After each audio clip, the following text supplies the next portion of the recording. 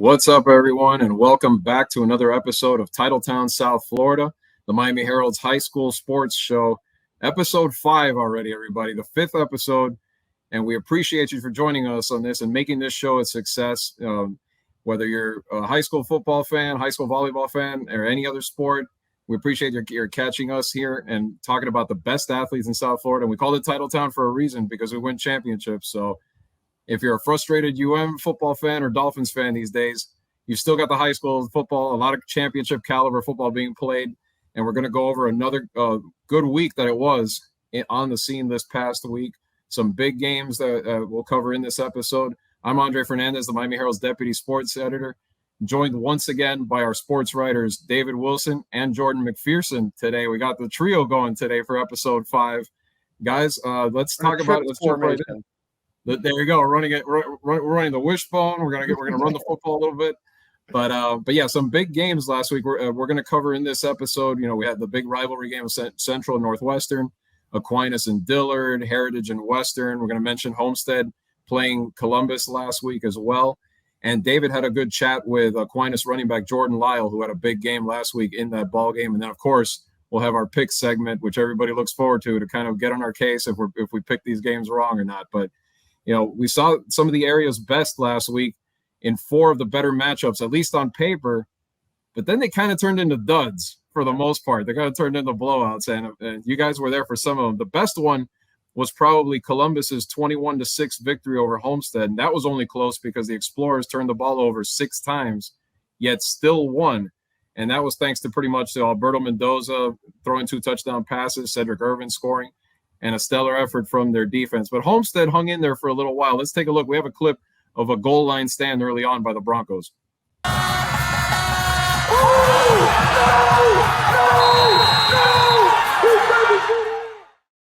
That Homestead announcer, I don't know, he gets fired up, man. I mean, you hear him probably from the next county, the way he gets fired up when a big play happens. But you're pretty close to Monroe down there, so you might actually hear him in Isla Mirada or something down there. But yeah, unfortunately for the Broncos, though, who have had a good year and they're still 6-1 and hanging in there, but you know, it wasn't enough, not enough defense, not enough offense really. And Joshua Townsend being hurt or back and forth in that lineup, I think that's one, David. I know one of the kids we've been impressed with, but if he's banged up for too long, then it's not going to go well for Homestead. Yeah, I mean, that we talked about it too. They're obviously in the same classification as St. Thomas Aquinas. It's probably the toughest. It's a tough task for a school like Homestead to come out of there. But obviously none of us were down there. Our Peyton Titus, who's writing for us this fall, was down there, and I was pretty impressed with the way they hung around for a little while there, just following the score. I know they've got. I've said it a couple of times. They coach defense really well there. And Townsend, was first team all county guy for us last year. It's going to be a tough task for them to potentially knock off Aquinas if they get to them at some point in the playoffs. But I think, they're, for the most part, seems like they are kind of what we thought they were. And that's one of the best teams in that classification, even if they're not. We talked about it last week. This week was going to be a real chance for schools like Homestead, like Dillard, Northwestern to kind of show maybe they're in an even higher tier than we expected. For the most part, I don't think the tiers really shifted much this week, but we saw, I think that, like you said, it was the most competitive game of the week. And I think Homestead is probably, they're not in that top tier, but they're really good, clearly. Yeah. And Coach Philip Simpson, who was part of that Southridge championship team, that's who they face next in a game pretty much that can lock up the district title for them down at Southridge. But they'll be tested again. Team. Yeah. And Pierre Senadis, the former Booker T. Washington longtime and Miramar coach, coaching the Spartans down there. But they'll be tested. Homestead will be tested again. They have Northwestern coming up with the GMAC week. So I think they'll be fine. And like you mentioned, Peyton Titus doing a good job for us, our intern this fall. And we thank her for her efforts and for getting us that video this past week. And now switching over to Broward County, I want to bring Jordan in on this one. American Heritage taking on Western. And Western struck first, but Heritage struck much more often. Jordan, you were there. I mean, I think one of the questions people have had is, where has this Western offense gone the last few weeks? Yeah, it's been surprising to me, to say the least. I mean, I hyped up Colin Hurst and this Western offense from the start of the season. Colin Hurst being one of the more veteran quarterbacks out there in Broward, and their two big tests this year, St. Thomas Aquinas and American Heritage, they've fallen flat. They got shut out against Aquinas. They got 18 points against American Heritage past weekend, but their last two touchdowns came once Heritage already basically put the second team in. It's the main thing that I've been seeing a couple times I've seen Western is their receivers aren't able to get off, or just they're not able to get past the pressure of the opposing corners. They're relying a lot on the run game, which they have a pretty good run game. Chance Washington has been good for them. Matthew Wilson's been good. They've been a pretty good one to attack in the backfield, but it hasn't opened up the passing game like Western has been hoping it would. But on the flip side, when you look at what American Heritage has done, again, they went down 6-0 early. Blake Murphy threw an early interception that Western took advantage of. And then American Heritage just did what they've done all season. They went up, I think they were up 35 to 6 in the fourth quarter before Western got back on the board. Blake Murphy had 3 touchdowns, 2 passing, 1 rushing. Brandon Innes did Brandon Innes thing, 6 catches, 112 yards, a touchdown on his 18th birthday nonetheless. Mark Fletcher, 102 yards and a touchdown. But the biggest key for me from that Heritage game was seeing what one of their under-the-radar guys on defense, David Vidal, one of their senior linebacker. He had 7 tackles, 1 for loss. He blocked a punt in the first half, and he got an 85-yard interception return for a touchdown that really swung the momentum late in the first half. And when I got to talk with him briefly after the game and asked him just what that pick six was like, he flat out said, well, I was gassed by the time I got to midfield. Thankfully, I had enough blockers ahead of me to take care of the rest of it. But that's what this Heritage team can do. You talk about all the big names, Mark Fletcher, Brandon Innes, everyone they have on that defense, Damian Fagan, Damari Brown.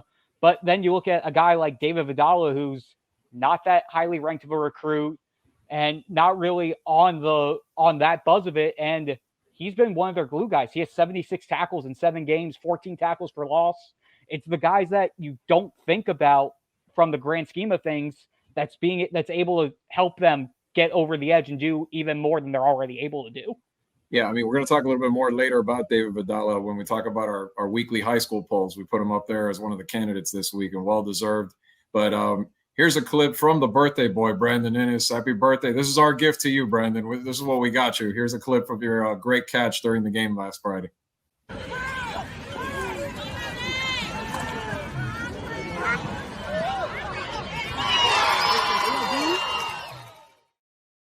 There you go. So happy birthday to the Ohio State commit, and another win for Heritage as they keep rolling. One of 3 teams in the top 6 in the country right now, nationally ranked by Max Preps. So let's go back to Dade County, where you had the rivalry game, of course, Central and Northwestern. But really, this thing is completely under Central dominance, Central control right now. This is the second game in a row that it's really been a rout. Last year, Central beat them twice. The second meeting, 49-6. This time, the Rockets, 42-7, all over Northwestern. And we understand Northwestern is a little bit banged up right now. They have some key guys that are hurt. But that even said, the Rockets were dominant. And here's a clip of one guy. I think with all the stars that we talk about, all the big-time blue-chip guys on that roster, here's Corey Washington, who's impressed me. I mean, he started off as a kick returner, and and they are starting to incorporate him as an all-around weapon. Here's a clip of what he did on Friday night.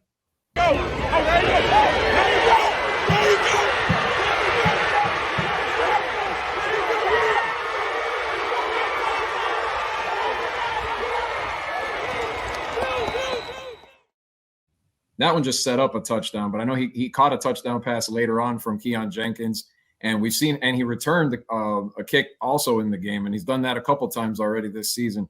You know, Coach Joseph was talking about, how dangerous he can be, and a great get he would be for a school that could recruit him. I mean, David, what do you think? I mean, this just shows you the depth that they have when a kid like that can kind of fly under the radar a little bit when it comes to recruiters and still be such a key playmaker. Yeah, it's kind of similar to the David Vidal thing Jordan was just talking about. The top teams, obviously, to be those top nationally ranked teams, you need a Reuben Bain, or you need a Mark Fletcher or Brandon Ennis.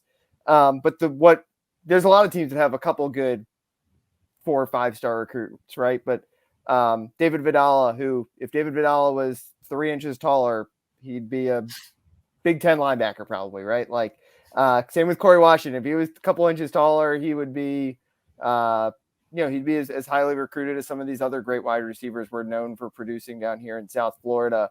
And the high schools that do it best here, yes, they have their stars are usually the 4 and 5 star recruit, right? Like Ruben Bain was our reigning defensive player of the year in Dade County, but they know how they know guys who can play, and in high school that if you can play, some of the stuff that some of the colleges will care more about won't matter as much, and then they know how to put them in great positions to succeed. You mentioned Corey Washington. Before he became more of an offensive weapon this year, he was maybe the best return guy in Dade County the last couple of years. So, you got to have the depth of talent there and put your guys in the best position to succeed. And that's what Central right now does better than anyone in Dade. And here's another one that Central has that we have talked about a little bit more, just because he's in the high-profile position of being their starting quarterback. But he didn't start out as a quarterback. He started out as a cornerback growing up. But gutsy kid. I mean, I think the only question that Coach Joseph has for us is Keon Jenkins ever going to slide on the run? I mean, for our sake, for entertainment purposes, we hope he doesn't. Take a look at what he did this week.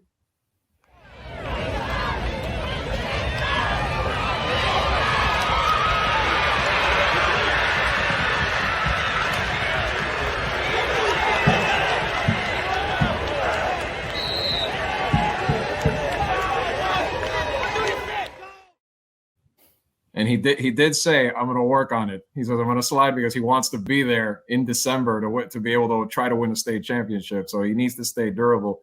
Let's see what Keon had to say after the game. Can get crazy if you let a team, hang in there. But talk about just the way you were able to, take control early and then kind of, step on the foot. I really say my coaches, we really stayed calm, stayed poised. Even though I threw an interception, we really stayed in the playbook, stayed in the system, trusted the offense really, and we took what they gave us. That's all. I know you said you grew up playing defense, but is that where you get that fearlessness when you're running in the open field? Yeah, I'm really not an offensive guy. But don't take it the wrong way, but I like defense more than I like offense. But, if I really got to, pull up and hit, I'm going to hit. Yeah, it's like the third time this year that you've taken, 4 hits on a run. But, later on in the season, I'm going to start sliding to get out of bounds. I got to save my body for the next level and level after that. Yeah, the coach is telling you that, kind of slide. You kind of hold the breath. Get down. Don't take it. What is, a rivalry win like this, and just the way you did it, too, do going forward for the team? Honestly, it's a statement win. We really showed the city who best in the city, best in the state. And I'll say that helped us for our national rank and stuff like that. And this defense, the way they can dominate and just shut a team down, what do you think on that, seeing that from your side of the ball? That comes from hard work and great execution day in, day out throughout the week, Monday through Thursday. The game for us is one on Wednesday. That's the last day of full pass for us. So we lock in every Wednesday. We're going to come out and dominate. And Jenkins ended up being named the offensive MVP of that game. As we know, the Commissioner's Cup is given out to the winner of the Central Northwestern game. The defensive MVP was Stanquan Clark, who you wrote about recently, David, Louisville commit, who now the Hurricanes are after big time. He had a sack in the game as well and led the effort. And switching back now, I want to go back to Broward County and talk about the other game this week, which the score didn't show probably as lopsided as it really became, I'm sure, David, and over at Dillard. Dillard had high hopes for this game. And again, they strike quickly, kind of the way they have against all the elite teams this year. And we'll show that Chris Johnson gets the score. Obviously, Chris Johnson, the best player for Dillard, and here he is getting on the board early.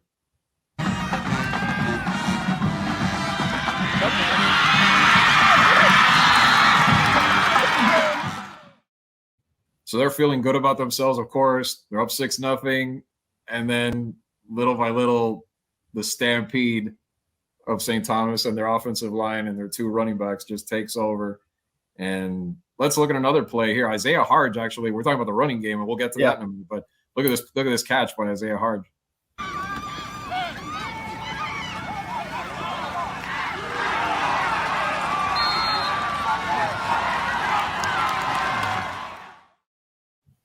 With the toe drag there, toe drag swag there in the corner, brings it in, and then it was all the running game after that with Lyle and Sands, and they set up this pass from Hezekiah Harris to Chance Robinson. This one put it away.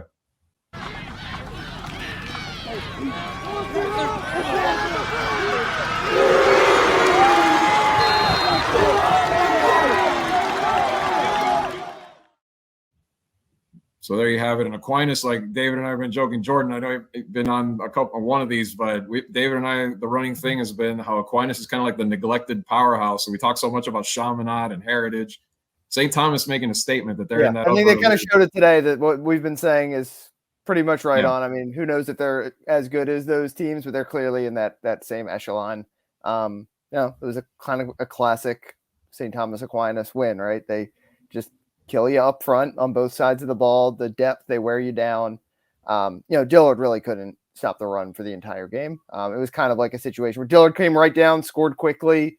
You thought maybe it could turn into a little bit of a shootout, but it just kind of was clear pretty quickly in that game that they were going to have a really hard time stopping St. Thomas Aquinas. And, didn't do anything too fancy. Champ Harris, the quarterback, had a good game through, just threw a couple touchdown passes, but he also ran for close to 50, more than 50 if you don't count. Took one huge sack that would count against his rushing yard. So, they're going to keep it simple, right? They're just going to be well disciplined, well coached, and they're going to block better than you're going to defend the run in most cases. Yeah, I mean, and you talked to Jordan Lyle after the game. Let's take a look at that interview, as he was one of the 200-yard rushers in the game. Yeah, we knew we were going to run the ball on them. We seen the soft up front, and then we just took advantage of it. You guys, this is a district rivalry game, a game you guys might see them again in the playoffs. Was it important to kind of set, to show you guys could kind of beat them up front in a game like this? Yeah, we knew we were going to dominate. We knew we were going to dominate them since the beginning of the game when we see that the first couple of runs were working. So, we just took advantage of that whole game. The running back core over here is just great and amazing. I love them. All of us going to ball out. Yeah, it's obviously Jamari gets the first drive pretty much, and he's up to 80 yards on 4 carries or something like that. But then you get that balance you guys have where you can hand it off from one guy to the next. How much does that help you guys stay fresh, and are there challenges in that too? Everybody's ready. Everybody's ready to play. All our running backs are ready to play. If one goes down, next comes up, and we cheer each other on. It's a brotherhood over here. I love them boys. It seems to open up the passing game for you guys too. Yeah. Champ makes a couple of big throws at the end. Is that basically the objective here? Yeah, we have a great quarterback, and then we have some amazing receivers. So we're gonna block up front for them. So we're just gonna give them a chance to catch the ball. I mean, Jordan, you remember too when you were at media day. This was they had the running joke. Was it they call themselves the church gang? Yeah, at St. Thomas. I mean, this is just reset and keep going, right? Yeah, no, it's again, Aquinas is never rebuilding; they're just reloading. We've seen this year after year after year. It's why they have the state record for state titles now, right? They got that last year. Mm-hmm. But yeah, I mean, they've given up 64 points overall this season, 37 of those coming in that first game of the season against St. Joseph Prep. They've gave up more than 7 points once since then. It's just St. Thomas is always going to be there. They're always going to find a way, and just a matter of, okay, let's draw a name out of the hat. Oh, this is going to be our playmaker today. Let's draw another name out of the hat. Okay, you're going to be our guy next week. You're going to be our guy next week. And it's just going to be that never-ending revolving door that's going to just they're just going to find ways to get a different guy out there. And then you look at what they have left their schedule. They got Fort Lauderdale, Monarch, and Boyd Anderson left for their final 3 games before the playoffs start. So we should be just seeing this final tune-up these next 3 weeks before everything starts getting real with the playoffs beginning. Yeah, spoiler alert, they're not losing again, at least until deep in the postseason from, if that happens, that type of thing. But yeah, so let's, before we get to the picks though, let's once again salute some of the best performances in Dade and Broward from last week and remind everybody, and this is where Dave Vidala comes in. We have our Athlete of the Week polls online, and we put them up every Sunday, and they're open to vote until Thursday night for the top athlete in each county. Among the top performances this week, kind of similar to Corey Washington, another guy who's getting further up on the radar on a lot of colleges, Booker T wide receiver Xavier Irvin picked off 2 passes, picked up a fumble, basically did all that in the first half, helped Booker T build a 27-2 lead right before halftime, before they ended up winning that game 41-23. Booker T has a big one that we'll get to when we get to our pick segment this week, playing Northwestern on Saturday night. And then you mentioned Vidala earlier with what he did with the block punt, the interception return for a touchdown. He's in that list of guys to vote for in Broward County. There's a few others in Broward, too, on teams that really are a little more under the radar that we haven't mentioned much this year so far. Calvary Christian running back Reggie Haywood went over 200 yards. Calvary's 6-1 this year, and Haywood's a big part of the reason why there. He's approaching the 1,000-yard mark. And then South Broward, who who might win their district this year. They have a chance to now anyway after Randy Phillips threw 3 touchdown passes in a 30-26 win over West Broward. So a couple of teams there. And then, of course, we've mentioned volleyball. It's volleyball season. For those of you I know, they're waiting us to expand a little bit beyond football on this show. We have a nationally ranked team there too, guys. Westminster Christian is ranked 11th in the country by USA Today right now and undefeated. Gabby Arroyo, one of the architects of that success for that team, they just won their invitational this weekend, so she's up there among the nominees. And also Agatha Gonzalez for Ferguson, as they repeated as GMAC volleyball champs. So go out there and vote. It's free. It's not behind the paywall. Vote as many times as you want. It'll be open until Thursday night. You can find those polls on MiamiHerald.com under the high school sports page.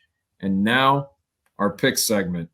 And we'll start with the Columbus game against Doral, which that game will decide District 15 4M, which some people would think it's a foregone conclusion, but Doral has been pretty good this year, at least on the offensive side of the ball. Mark Wilder, unbelievable. I think if Max Preps is right, and it might be since all they do is run the football, that kid has over 1,300 yards running the ball already this season. So, I mean, that if they're able to do that, which is probably a tall order against that defense of the Explorers led by TJ Capers and Dylan Stevenson and those guys, would be a tough challenge. But if they can, that's their only chance. It kind of reminds me a little bit of those Columbus Belen games back in the day because of Delgado, because of the offense that they run. But those Belen teams used to run out of gas by halftime. Is Doral going to be the same way, David? Yeah, probably. I mean, Doral, again, Eddie Delgado's done an awesome job there. I think, they were a playoff team last year, be a playoff team probably again this year in a wild card. I haven't done the math, but the way they're playing, I would guess. But yeah, I mean, this Columbus team, we saw it. They're in that upper tier where their district title is just one step on the journey of where they're trying to get. Jordan, what do you think? Yeah, I'm going to have to echo David. The main thing for me is if Columbus is able to get off to a hot start, that run game that is Doral's strength, it's going to get negated pretty fast if in the second half you're down the bunch and you can't let the clock keep running, you're going to have to pass the ball. If Columbus can find a way to not necessarily, they don't have to stop the run game, but if they can limit it enough and get on the board early, it's just going to make it that much tougher for Doral to compete in the game. So I'm going to have to go with Columbus. Yeah, I'm with both of you. I think maybe he breaks for one good run in the game, but this is going to be one of those where he's going to get bottled up for 2, maybe 3 here and there, but that's about it. This is by far the best defensive front that they've faced so far this season, I think. So I'm going with the Explorers. So let's switch over now to Broward, where Dillard 2-3. The record's ugly, but we know Dillard is pretty good. Their 3 losses are to the top 3 teams in South Florida right now, and they take on a Plantation team that's been kind of interesting this year with head coach Steve Davis leading the way once again. The Colonels, they're ranked sort of in the teens of our poll right now. They're hanging in there. They're 4-1, but this is by far going to be their biggest test. I mean, Dillard, I think, goes in there and kind of rights the ship. I mean, what do you think, David? Yeah, I think, bounce back. Like you said, they have a losing record this year. They want to win some games, and just the level, the sort of athletes they have on that roster. Chris Johnson, obviously the headliner, who's our track athlete of the year last year. He's maybe the fastest guy on a football field in South Florida this year. I mean, this is I think they might take out some frustrations on Plantation this week.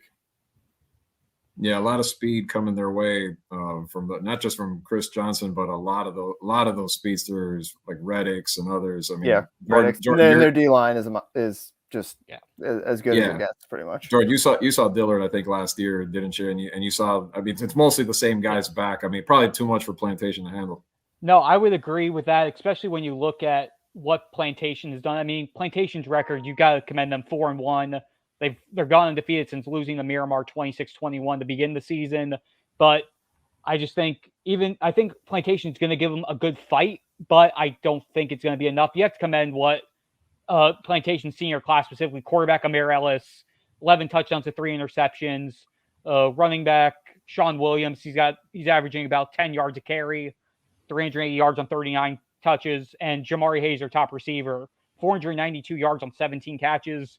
Their senior class has done a lot to get them into the playoff conversation, but again, this is going to be a bigger test compared to what they faced so far this year when they go up against Dillard on Friday. Yeah, and I mean, when you look at Plantation, they may have a shot at the playoffs. So this is a building block. This is something where if they can hang in there and kind of learn from this game, but yeah, I think it's another level when you're talking about the kind of talent Dillard has. And yeah, Dillard at this point will probably go on a pretty good roll and then have a good clash with Ely in the Soul Bowl right at the finish line of the regular season. That'll be an interesting one. And now we go back to the Rockets, who, I mean, after they dismantled Northwestern, here comes Norland, who kind of got dismantled by Booker T. By ranking and by name, it seems like a good matchup. The district title is on the line, but this could be a lot more pain in store for Norland if Central can establish what they did last week. Yeah, Norland burned me last week. I picked them. I like a lot of their pieces on offense. Obviously, you were at that Booker T Norland game, yeah, it's gonna be Central. Yeah, I mean, well, the thing, in fairness, before we get to Jordan's pick, Norland, I think, got away from what their strength is. They barely didn't run the football at the beginning until they were down 27-2. Had they done that, Javin Simpkins scored 3 touchdowns and they made it close in the second half. But I mean, it could be more of the same. Jordan, what do you think? Yeah, for me, it's not necessarily who I'm picking to win the game, because obviously Central should run away with it. For me, it's more, I want to see how Norland competes in the game. Yes. I want to see if they're able to keep it close, or at least how long they can keep the game competitive. That, to me, will give me a better gauge of what Norland is moving forward, more so than are they going to beat Central, because as of right now, I think we all know the answer to that question. Yeah, we're in a spot where all those inner city, the Traz teams, for the most part, are all pretty good and interesting. Yeah. And obviously, we know Central and Northwestern, Booker T, who we're going to talk about in a second here. I think if I'm looking at the list correctly, obviously, they're going to be a national contender again soon with Ice Harris there. And Norland, which is kind of sometimes the forgotten team. Doral Heidelberg, who's still there, won a state title there. That's a young team. Their quarterback's a sophomore, Simpkins junior. So they're a team that I don't know if the future is as bright as Central or Northwestern or Booker T, just because it's hard to, traditionally those three are on a tier above everyone else. But I think they're in a good spot moving forward, it seems like. Yeah, they just can't put so much on Ennio Yapur right from the first snap. And it seems like they kind of just did too much of that. And Central's defense was all over him first 2-3 drives. And before you know it, they were pretty much buried. They actually did make it a competitive game, which begs the question, would it have been closer had they done that early on from the start? Yeah. And it'll be worse this week if that happens again, because the Rockets are just on another level. And then to me, that takes us to this game, which you just mentioned, Booker T taking on Northwestern Saturday night at Traz Powell Stadium, a good one on a Saturday night there. And before we do that, I mean, Northwestern, I mentioned before, they're without their starting quarterback, Teron Dickens, who's still injured from the collarbone injury he had a few weeks ago. They're still missing their starting running back, Jamari Ford. That being said, it was still not close. But the one bright spot here and there, Adam Moore, their big tight end, was back, and he made this catch in the game.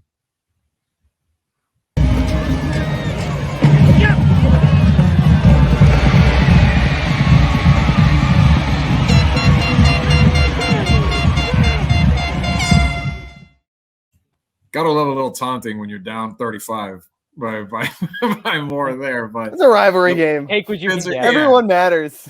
Yeah, kids are gonna be kids, and they might meet again, and that's the thing. They probably might face each other again, so probably will. But focusing on the team here that they are facing this week, Booker T, like you mentioned before, I mean, it's remarkable how Ice can just set foot in Overtown and immediately this thing just flips. And I mean, besides Central, they may be the second best team. And I think it's interesting because this is kind of the game to prove it, but you're going to have your naysayers too, because people are going to say Northwestern's not Northwestern. They're missing some key guys. It doesn't matter. I mean, that Northwestern is a team a program that has talent. They have depth. They have a big defensive front, big guys up front on the offensive line. So they can put a similar effort to what they did against Norland, against this team. It's another way to show just how far they've come in such a short time. David, what do you think? I'm going to go with Northwestern here, but yeah, everything you just said is spot on. This is the Ice Harris, I'm back statement game if they win.